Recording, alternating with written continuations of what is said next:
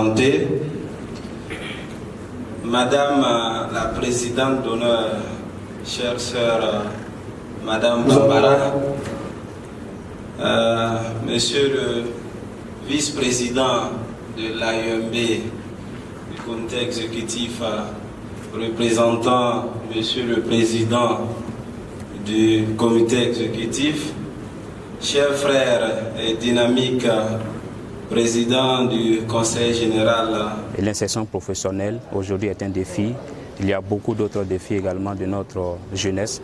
Donc ce séminaire vise, n'est-ce pas, non seulement en tant qu'association islamique à renforcer la capacité, pour ne pas dire la formation islamique de nos militants.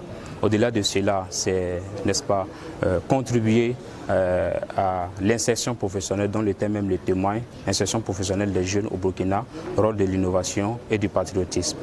Donc au cours de ce séminaire, cela servit en tout cas beaucoup d'éléments qui vont contribuer à la formation islamique des jeunes, également permettre aux jeunes de pouvoir s'auto-employer. Au-delà de cela aussi, il y a les valeurs de citoyenneté, comme on l'a dit, du patriotisme, qui sont aujourd'hui des éléments assez importants dont notre pays a besoin.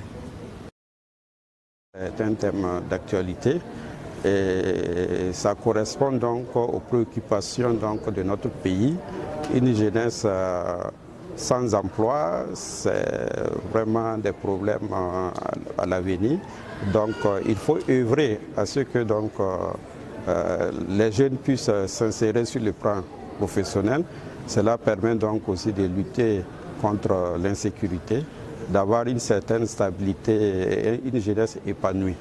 Donc le parrain, le patron a trouvé en ce thème-là un thème très pertinent et il a voulu être là mais il est empêché. Mais il m'a chargé donc de vous livrer ce message dont j'ai décomposé pour vous, qui est très pertinent et d'actualité. Pour nous, parrainer une activité donc, de formation professionnelle, qui parle de formation professionnelle et d'employabilité de jeunes, est une obligation au regard donc, du contexte que vit l'ensemble des pays africains, surtout le Burkina Faso. Parce que quand vous prenez au Burkina, vous avez 77,9% de sa population qui est jeune.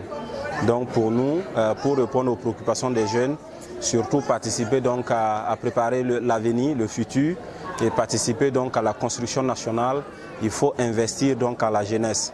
Et investir à la jeunesse, c'est lui accorder donc une formation qualifiante, une formation professionnelle, au regard donc de la compétitivité, mais au regard aussi du besoin donc du marché de l'emploi.